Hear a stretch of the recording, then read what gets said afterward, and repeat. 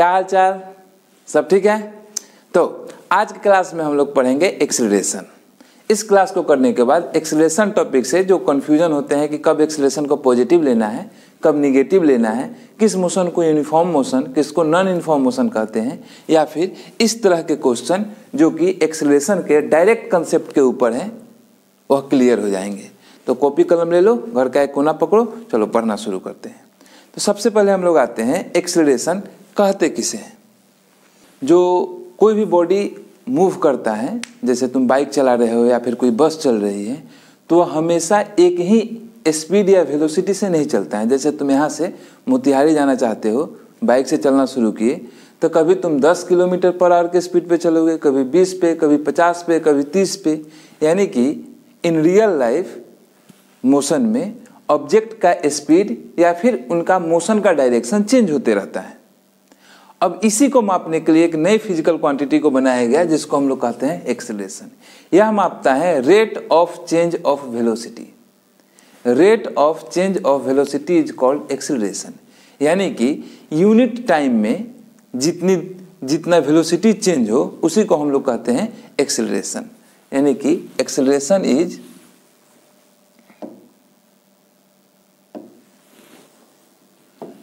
Rate of change in velocity. Rate of change in velocity यानी कि unit time में velocity में जितना परिवर्तन हुआ हो उसी को उस ऑब्जेक्ट का एक्सीलरेशन कहा जाता है। जैसे कि एग्जांपल से समझो, मान के चलो कोई मूविंग ऑब्जेक्ट है जो 10 मीटर पर सेकेंड के स्पीड से चल रहा है। 5 सेकेंड बाद, आफ्टर 5 सेकेंड, उसका स्पीड बढ़ के हो गया 15 मीटर पर सेकेंड। यहाँ पे स्पीड 10 से बढ़ के 15 हो गया है। तो change in velocity is equals to 5 metre per second, और यह चेंज होने में समय लगा 5 सेकेंड। अब हमारा डेफिनेशन कहता है rate of change in velocity, यानी कि किस दर से रेट चेंज हो रहा है। दर निकालना मतलब यूनिट टाइम में कितना चेंज हुआ वह निकालना। 5 सेकेंड में 5 मीटर पर सेकेंड गया, तो यूनिट टाइम यानी कि 1 सेकेंड में कितना जाएगा, तो कहोगे 1 सेकेंड में जाएगा 1 मीटर पर सेकेंड। तो एक्सीलरेशन हो गया, acceleration A is equals to 1 metre per second. देखो 1 मीटर पर सेकेंड या इसी को ही 1 मीटर पर सेकेंड स्क्वायर ऐसा यूनिट लिखा जाता है। ठीक है, एक्सीलरेशन बात समझ में आ गई। चलो एक और एग्जांपल लेते हैं। कोई ट्रक है जो 50 किलोमीटर पर आवर के स्पीड से चल रहा है। 5 मिनट बाद उसने ड्राइवर ने ब्रेक लगाया और 5 मिनट बाद उसका जो स्पीड था वो हो गया 45 किलोमीटर पर आवर। अब हमको निकालना है acceleration. Acceleration again from definition, rate of change in velocity is called acceleration. यानी इकाई समय में जितना वेलोसिटी चेंज हुआ हो उसी को हम लोग कहते हैं एक्सीलरेशन। तो यहाँ पे 45 से 50 हुआ है, तो चेंज इन वेलोसिटी हुआ 50 से 45 हुआ, मतलब चेंज हुआ 5, वो भी घटा है तो हम लिखेंगे -5 मीटर पर सेकेंड। और इसके लिए समय लगा है 5 मिनट। तो रेट ऑफ चेंज यानी कि यूनिट टाइम में यानी 1 मिनट में कितना चेंज हुआ वह एक्सीलरेशन कहलाएगा। तो acceleration is equals to 5 minute में 5 मीटर पर सेकेंड, तो 1 मिनट में 1 मीटर पर सेकेंड। तो हम लोग लिखेंगे 1 मीटर पर सेकेंड पर minute. This is the acceleration of the truck.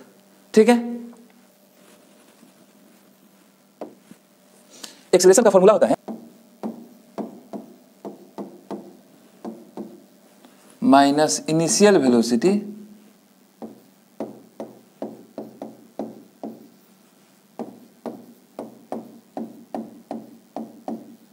Divided by time. Initial velocity यानी जिस स्पीड से वह पहले चल रहा था, फाइनल वेलोसिटी जिस स्पीड से माने जिस वेलोसिटी से वो बाद में चल रहा था, फाइनल में से इनिशियल को घटा के टाइम से डिवाइड करना है। जैसे पहले वाले सवाल में हम लोग देखते हैं, पहले वाला सवाल था कि ऑब्जेक्ट 10 मीटर पर सेकेंड के स्पीड से चल रहा था, बाद में 15 मीटर पर सेकेंड के स्पीड से चलने लगा। यहाँ पे 10 metre per second initial velocity हुआ और 15 मिनट पर सेकेंड फाइनल वेलोसिटी हुआ। या फिर ट्रक वाले सवाल में देखें, ट्रक पहले 50 किलोमीटर पर आवर के स्पीड से चल रहा था, बाद में 45 किलोमीटर पर आवर के स्पीड से चलने लगा। यहाँ पे 50 हो गया इनिशियल वेलोसिटी और 45 हो गया फाइनल वेलोसिटी। देखो, जो बड़ा हो उसी को फाइनल नहीं ले लेना है, जो बाद में हो उसको फाइनल लेना है। एक्सेलरेशन एक वेक्टर क्वांटिटी है और या पॉजिटिव, निगेटिव और जीरो दोनों आ सकता है। ठीक है, चलो आगे पहले इस फॉर्मूला को बढ़िया से प्रैक्टिस कर ले। है और एक्सेलरेशन एक वेक्टर क्वांटिटी है, it is a vector quantity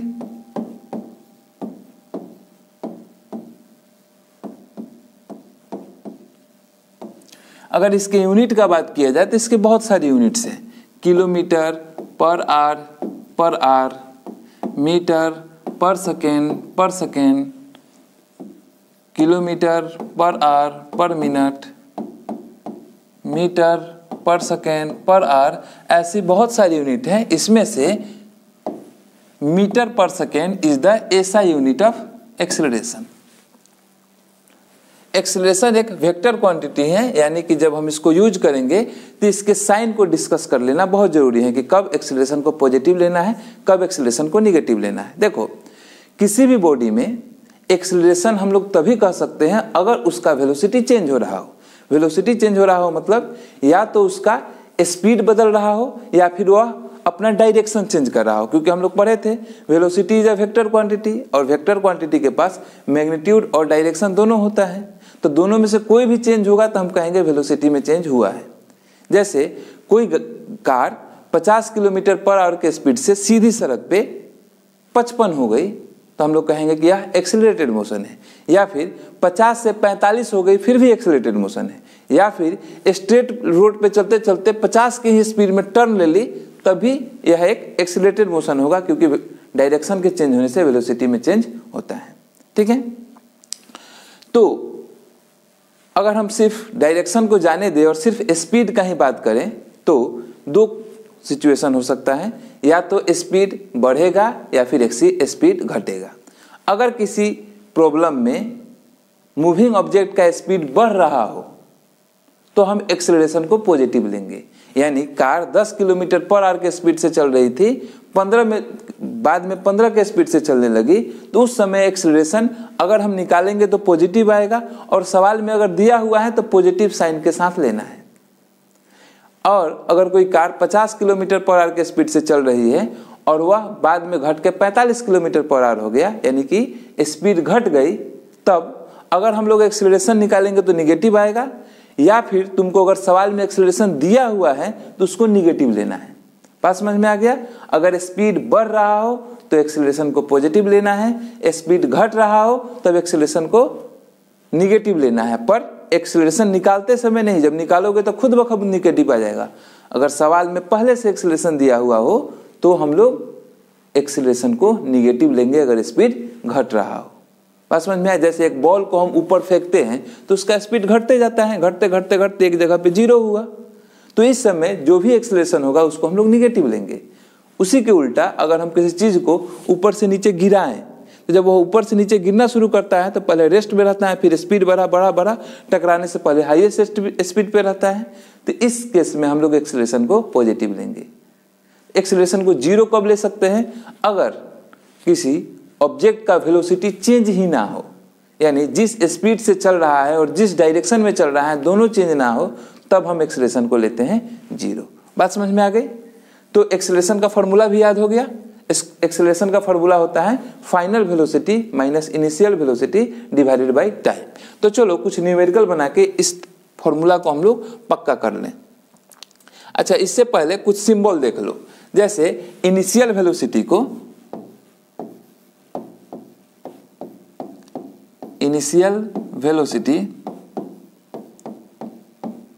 को हम लोग जगह बचाने के लिए सिंबल इस्तेमाल करेंगे U, स्मॉल यू। अब से जब भी इनिशियल वेलोसिटी लिखना होगा तो हम लोग u लिखेंगे। Final velocity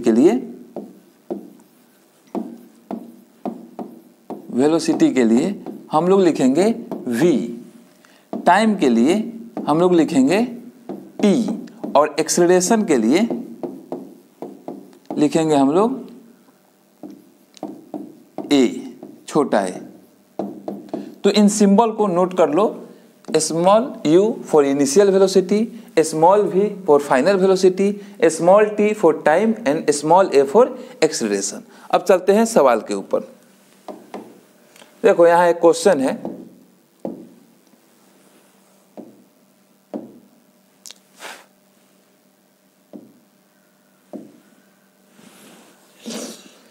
A body change its velocity from 10 km to 15 km in 6 seconds. Calculate its acceleration.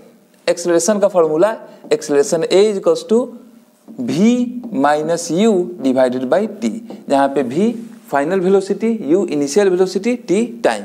इस क्वेश्चन को देखो और देखो u कितना दिया है, v कितना दिया है, t कितना दिया है और एक्सेलरेशन का फॉर्मूला निकाल के मैंने लगा के ऑप्शन में देखो कौन सा तुम्हारा सही आ रहा है। चलो बनाओ, वीडियो को पॉज करो और इसको बनाना है, ट्राई करना है अपने से।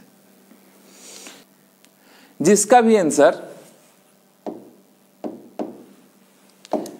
आंसर बी आया है सही बनाए हो। बाकी लोग जो लोग को नहीं बना है, जिन लोगों से, वो लोग इधर देखिए।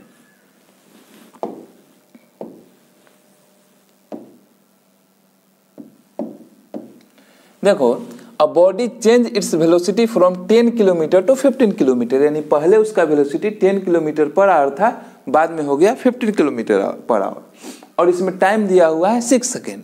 हमको निकालना है एक्सेलरेशन। और ध्यान देना, जितने भी ऑप्शंस हैं उनका यूनिट है किलोमीटर पर आवर, मतलब जो टाइम है 6 सेकेंड, इसको सेकेंड में नहीं आवर में लेना होगा।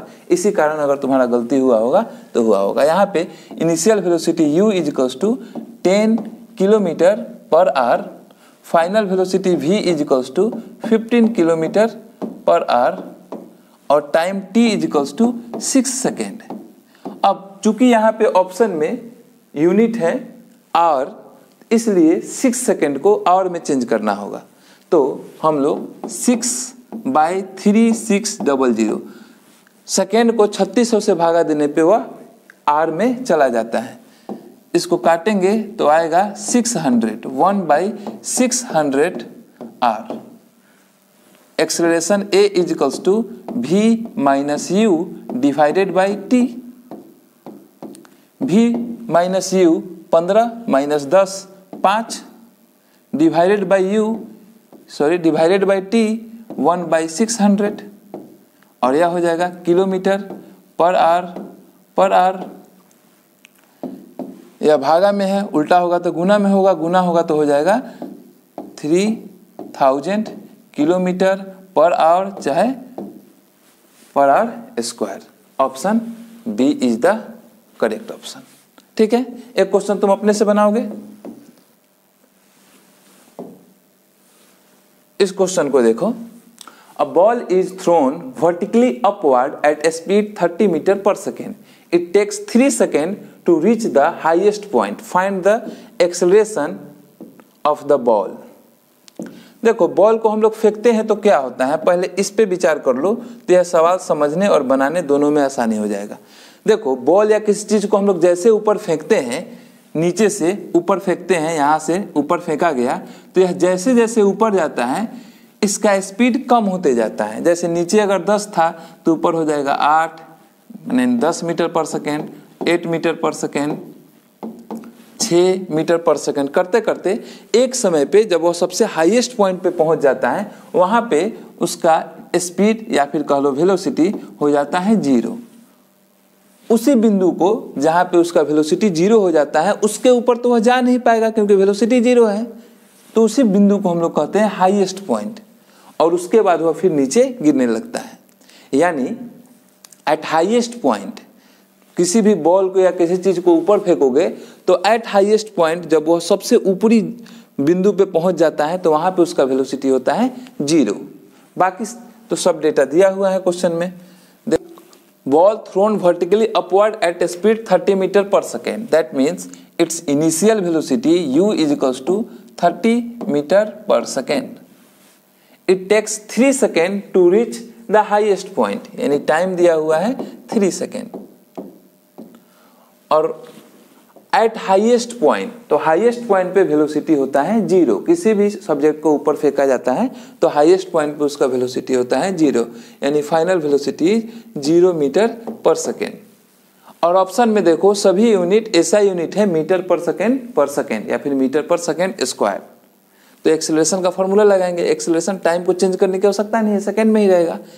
Acceleration is equals to v minus u divided by T.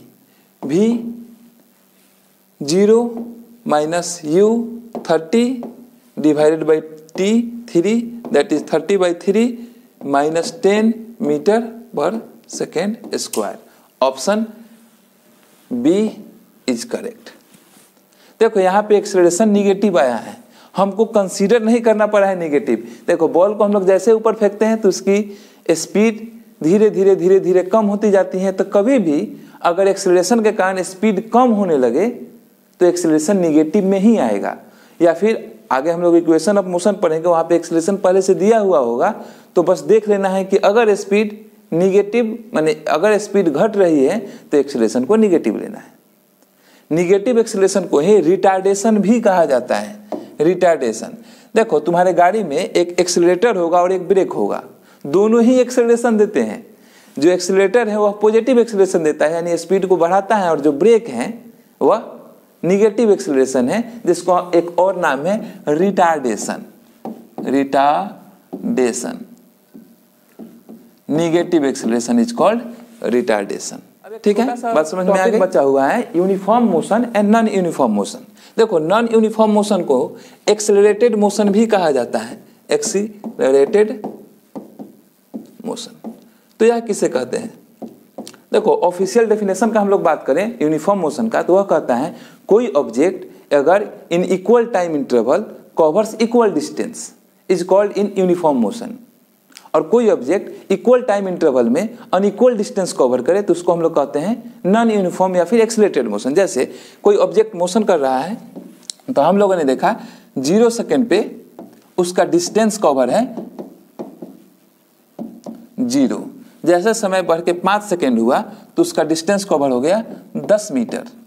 10 second हुआ तो उसका डिस्टेंस कवर हो गया 20 मीटर. 15 सेकेंड हुआ तो उसका डिस्टेंस कवर हो गया 30 मीटर. इस वाले एग्जांपल में देखो कि हर एक 5 सेकेंड में वह जो मूविंग ऑब्जेक्ट है 10 मीटर डिस्टेंस कवर कर रहा है. चाहे इस इंटरवल में देखो 5 सेकंड से 10 सेकंड यानी कि 5 सेकंड में उसने 10 मीटर का डिस्टेंस कवर किया, या फिर यहाँ पे देखो 10 सेकंड से 15 सेकंड के बीच में उसने 20 से 30 उसका जो डिस्टेंस कवर था 20 मीटर से 30 मीटर हो गया, यानी कि 10 मीटर कवर किया. तो ऐसे मोशन को जो इक्वल टाइम इंटरवल में इक्वल डिस्टेंस कवर करे उसको हम लोग कहते हैं यूनिफॉर्म मोशन. पर इसी के उलट अगर हो जाए, कोई 0 सेकंड पे चला हो 0 मीटर, 5वें सेकंड पे चले 5 मीटर, 10 सेकंड जब 10वां सेकंड में हम लोग देखें तो वह चले 15 मीटर, 15वें सेकंड में चले 35 मीटर. तो यहाँ पे हम लोग देख रहे हैं इस वाले 5 सेकंड में 0 से 5 सेकंड में उसने डिस्टेंस कवर किया 5 मीटर. बाकी 5 से 10 यहाँ पे 5 सेकंड के टाइम इंटरवल में वह 5 से 15 चला गया यानी 10 मीटर का डिस्टेंस किया. यानी समय इक्वल इंटरवल में वह अनइक्वल डिस्टेंस चल रहा है. तो ऐसे मोशन को हम लोग कहते हैं नॉन यूनिफॉर्म मोशन. परंतु इस डेफिनेशन से बहुत ज्यादा हेल्प होने वाला नहीं है. एक्सेलरेशन 0 हो तो उसको हम लोग यूनिफॉर्म मोशन में कहते हैं. यूनिफॉर्म मोशन यानी इफ एक्सेलरेशन इज 0 तो उस ऑब्जेक्ट को हम लोग कहते हैं यूनिफॉर्म मोशन में. तो एक्सेलरेशन 0 कब होगा? तो हम लोगों ने एक्सेलरेशन का फॉर्मूला पढ़ा था, final velocity minus initial velocity by time. अगर फाइनल वेलोसिटी और इनिशियल वेलोसिटी सेम हो जाए, टाइम तो 0 हो ही नहीं सकता है, फाइनल वेलोसिटी जितना हो उतना ही इनिशियल वेलोसिटी हो, तो यह दोनों आपस में घट के 0 हो जाएंगे और एक्सेलरेशन 0 हो जाएगा. तो अगर किसी ऑब्जेक्ट का वेलोसिटी चेंज ना हो तो उसका एक्सेलरेशन 0 होगा, और उस सिचुएशन में उस मोशन को हम लोग कहेंगे यूनिफॉर्म मोशन. तो वेलोसिटी कब चेंज नहीं होता है? तो देखो वेलोसिटी एक वेक्टर क्वांटिटी है, इसके पास डायरेक्शन भी होता है और मैग्नीट्यूड भी होता है, यानी कोई ऑब्जेक्ट अपना स्पीड बढ़ा ले तब भी हम कहेंगे कि उसका वेलोसिटी चेंज हुआ है, या फिर कोई ऑब्जेक्ट अपने मोशन ऑफ माने डायरेक्शन ऑफ मोशन को चेंज कर ले, यानी पूरब जाते जाते फिर पश्चिम मुड़ जाए, भले उसका स्पीड चेंज ना हो, अगर डायरेक्शन भी चेंज हो गया तब भी हम लोग कहते हैं कि वेलोसिटी में चेंज हुआ है। यानी दोनों ही सिचुएशन में या तो स्पीड चेंज हो या फिर डायरेक्शन ऑफ मोशन चेंज हो, बॉडी का वेलोसिटी चेंज होता है। इसलिए यूनिफॉर्म एक्सीलरेशन सिर्फ और सिर्फ तभी होगा जब बॉडी स्ट्रेट पाथ पे कांस्टेंट स्पीड से चल रहा हो। अगर कोई बॉडी स्ट्रेट पाथ पे कांस्टेंट स्पीड से चल रहा हो तभी उसके मोशन को यूनिफॉर्म मोशन कहा जा सकता है, अन्यथा अगर वह सेम ही स्पीड से चले परंतु कर्व पे चले, नॉन यूनिफॉर्म एक्सेलरेटेड मोशन, या फिर स्ट्रेट पाथ पे चले और अपना स्पीड चेंज कर ले, 10 से 15, 15 से 20 हो जाए, तो उसको हम लोग कहेंगे नॉन यूनिफॉर्म मोशन। तो यहां से नोट करके लिख सकते हो, if a body moves on straight path with constant speed then motion is uniform. Otherwise in other situation अगर कोई ऑब्जेक्ट इस कंडीशन को फॉलो नहीं कर रहा है, वह या तो स्ट्रेट पाथ पे नहीं चल रहा है या फिर स्ट्रेट पाथ पे चल रहा है, कांस्टेंट स्पीड से नहीं चल रहा है, तो उस मोशन को हम लोग कहेंगे नॉन यूनिफॉर्म मोशन या फिर एक्सीलरेटेड मोशन। तो एक सवाल का जवाब दोगे? बताओ, अगर हम लोग धरती का मोशन कंसीडर करें सूरज के चारों तरफ, सूरज सन और इसके चारों तरफ गोल गोल घूम रहा है अर्थ, चारों तरफ गोल गोल घूम रहा है अर्थ, तो अर्थ का मोशन सन के चारों तरफ यानी रिवॉल्यूशन, क्या यह एक्सीलरेटेड मोशन है या फिर यूनिफॉर्म मोशन है? यानी motion of the earth around the sun is accelerated motion और यूनिफॉर्म मोशन, या फिर मेरी घड़ी की यह जो सेकेंड वाली सुई है यह गोल गोल गोल गोल घूम रही है, तो यह एक्सीलरेटेड मोशन है या फिर यूनिफॉर्म मोशन है? सोच के जवाब दो। अगर पता है तो तुरंत कमेंट करो, अन्यथा देखो मैं बताता हूं। देखो तुम लोग अगर अर्थ का स्पीड देखो सूरज के चारों तरफ, तो यह चेंज नहीं हो रहा है, क्योंकि हर एक दिन 24 घंटे में ही एक चक्कर काट रहा है और यह रास्ते की लंबाई भी फिक्स है, तो डिस्टेंस भी फिक्स है, टाइम भी फिक्स है, मतलब स्पीड भी फिक्स रहता है, यानी स्पीड में तो परिवर्तन नहीं है। लेकिन हम लोगों ने क्या पढ़ा था, यूनिफॉर्म मोशन तभी कहेंगे जब न स्पीड चेंज हो ना ही डायरेक्शन चेंज हो। तो यहाँ पे धरती सर्कुलर रास्ते पे चल रहा है, तुम लोग कहोगे नहीं तो सर्कुलर नहीं है, इलिप्टिक है, फिलहाल जाने दो, उस डिस्कशन में नहीं जाएंगे। धरती गोल गोल घूम रहा है सर्कुलर रास्ते पे, हर एक पॉइंट पे उसका डायरेक्शन चेंज हो रहा है। यहाँ पे चल रहा था पूरब के तरफ, तो यहाँ पे जब धरती पहुंचेगा तो वह हो जाएगा उत्तर के तरफ। तो हम लोग देख रहे हैं कि धरती का माने मोशन का डायरेक्शन, अर्थ के मोशन का डायरेक्शन चेंज हो रहा है, इसलिए यह एक एक्सीलरेटेड मोशन है। सेम इस घड़ी के सेकेंड वाली सुई के लिए भी। तो आज की क्लास में इतना ही है, छोटा सा टॉपिक था, उम्मीद करते हैं कि तुम लोग समझ गए हो। न्यूमेरिकल जो क्लास में बताए गए हैं वीडियो पॉज करके बनाओगे, कंसेप्ट क्लियर रहेगा। बाकी मेरा टेलीग्राम चैनल है जिसका लिंक मैं डिस्क्रिप्शन में दे दूंगा, उसको ज्वाइन करोगे तो प्रैक्टिस क्वेश्चन वहाँ पे मैं भेज दूंगा। मोशन में टोटल 4 क्लासेज हो चुकी हैं, मोशन 01 से लेके मोशन 04 तक। मोशन 04 तो 3 अलग अलग पार्ट्स में है, तो अगर यह तुम पहली बार देख रहे हो जाके इन क्लास को देखो। अगले क्लास में हम लोग पढ़ेंगे इक्वेशन ऑफ मोशन, इस चैप्टर का जान है। अगर 3 इक्वेशन ऑफ मोशन होते हैं, अगर तुम उसको खूब बढ़िया से पढ़ लिए, समझ लिए, तो आगे मोशन से कोई भी न्यूमेरिकल तुम आराम से बना लोगे। तो आज के लिए इतना ही, मिलते हैं अगले क्लास में, तब तक के लिए love you, tata, bye bye.